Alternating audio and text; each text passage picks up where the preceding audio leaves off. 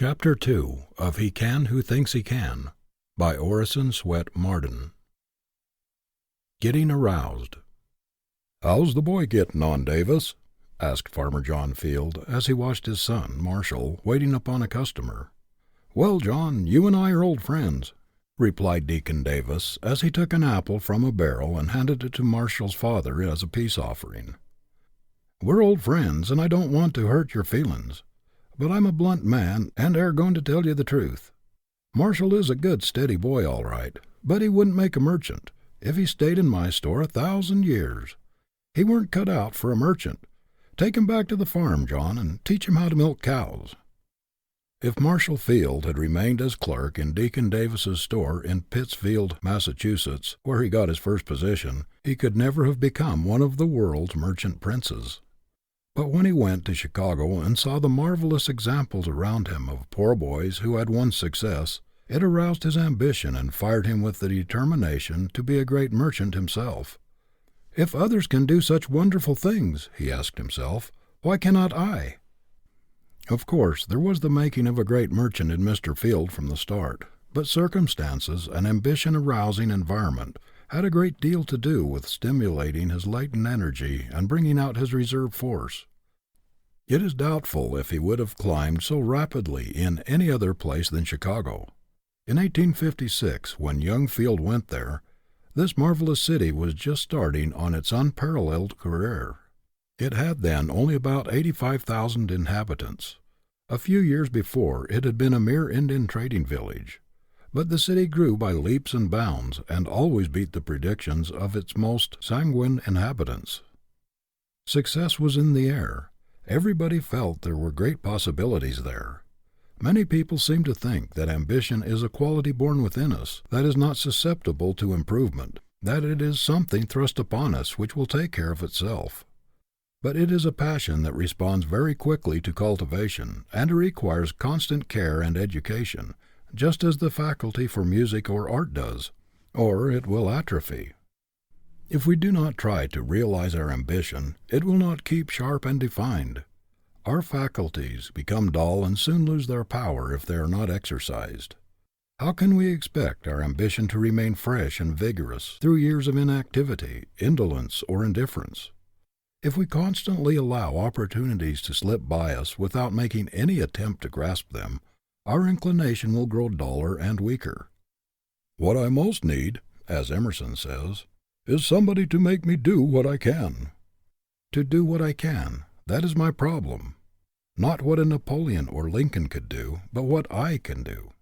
It makes all the difference in the world to me whether I bring out the best thing in me or the worst, whether I utilize 10, 15, 25, or 90% of my ability. Everywhere we see people who have reached middle life or later without being aroused. They have developed only a small percentage of their success possibilities. They are still in a dormant state. The best thing in them lies so deep that it has never been awakened. When we meet these people, we feel conscious that they have a great deal of latent power that has never been exercised. Great possibilities of usefulness and of achievement are all unconsciously going to waste within them. Some time ago there appeared in the newspapers an account of a girl who had reached the age of 15 years, and yet had only attained the mental development of a small child. Only a few things interested her. She was dreamy, inactive, and indifferent to everything around her most of the time, until one day, while listening to a hand organ on the street, she suddenly awakened to full consciousness. She came to herself. Her faculties were aroused, and in a few days she leaped forward years in her development. Almost in a day she passed from childhood to budding womanhood. Most of us have an enormous amount of power of latent force, slumbering within us, as it slumbered in this girl, which could do marvels if we would only awaken it. The judge of the municipal court in a flourishing western city, one of the most highly esteemed jurists in his state, was in middle life before his latent power was aroused, an illiterate blacksmith. He is now 60, the owner of the finest library in his city, with the reputation of being its best-read man, and one whose highest endeavor is to help his fellow man. What caused the revolution in his life? The hearing of a single lecture on the value of education. This was what stirred the slumbering power within him, awakened his ambition, and set his feet in the path of self-development. I've known several men who never realized their possibilities until they reached middle life. Then they were suddenly aroused, as if from a long sleep, by reading some inspiriting, stimulating book, by listening to a sermon or lecture, or by meeting some friend, someone with high ideals, who understood, believed in, and encouraged them. It will make all the difference in the world to you whether you are with people who are watching for ability in you, people who believe in, encourage, and praise you, or whether you are with those who are forever breaking your idols, blasting your hopes, and throwing cold water on your aspirations.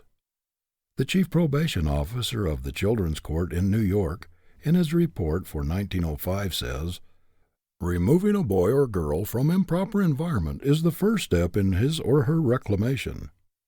The New York Society for the Prevention of Cruelty to Children, after 30 years of investigation of cases involving the social and moral welfare of over 500,000 children, has also come to the conclusion that environment is stronger than heredity. Even the strongest of us are not beyond the reach of our environment. No matter how independent, strong-willed, and determined our nature, we are constantly being modified by our surroundings. Take the best-born child, with the greatest inherited advantages, and let it be reared by savages, and how many of its inherited tendencies will remain? If brought up from infancy in a barbarous, brutal atmosphere, it will, of course, become brutal. The story is told of a well-born child who, being lost or abandoned as an infant, was suckled by a wolf with her own young ones, and who actually took on all the characteristics of the wolf, walked on all fours, howled like a wolf, and ate like one. It does not take much to determine the lives of most of us. We naturally follow the example about us, and as a rule we rise or fall according to the strongest current in which we live. The poet's "I am a part of all that I have met" is not a mere poetic flight of fancy. It's an absolute truth. Everything, every sermon or lecture or conversation you have heard, every person who has touched your life, has left an impress upon your character, and you are never quite the same person after the association or experience. You are a little different, modified somewhat from what you were before, just as Beecher was never the same man after reading Ruskin.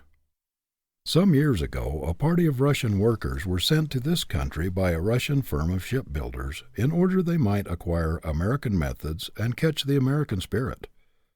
Within 6 months, the Russians had become almost the equals of American artisans among whom they worked. They had developed ambition, individuality, personal initiative, and a marked degree of excellence in their work. A year after their return to their own country, the deadening, non-progressive atmosphere about them had done its work. The men had lost the desire to improve. They were again plodders, with no goal beyond the day's work. The ambition aroused by stimulating environment had sunk to sleep again. Our Indian schools sometimes publish, side by side, photographs of the Indian youths as they come from the reservations and as they look when they are graduated, well-dressed, intelligent, with the fire of ambition in their eyes. We predict great things for them, but the majority of those who go back to their tribes, after struggling a while to keep up their new standards, gradually drop back to their old manner of living. There are, of course, many notable exceptions, but these are strong characters, able to resist the downward dragging tendencies about them. If you interview the great army of failures, you will find that multitudes have failed because they never got into a stimulating, encouraging environment, because their ambition was never aroused, or because they were not strong enough to rally under depressing, discouraging, or vicious surroundings.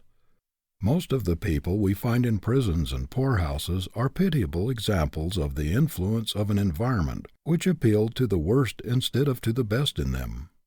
Whatever you do in life, make any sacrifice necessary to keep an ambition-arousing atmosphere, an environment that will stimulate you to self-development. Keep close to people who understand you, who believe in you, who will help you to discover yourself and encourage you to make the most of yourself. This may make all the difference to you between a grand success and a mediocre existence. Stick to those who are trying to do something and to be somebody in the world. People of high aims, lofty ambition. Keep close to those who are dead in earnest. Ambition is contagious. You will catch the spirit that dominates your environment. The success of those about you who are trying to climb upward will encourage and stimulate you to struggle harder if you have not done quite so well yourself. There is a great power in a battery of individuals who are struggling for the achievement of high aims, a great magnetic force which will help you to attract the object of your ambition. It is very stimulating to be with people whose aspirations run parallel with your own. If you lack energy, if you are naturally lazy, indolent, or inclined to take it easy, you will be urged forward by the constant prodding of the more ambitious. End of chapter 2.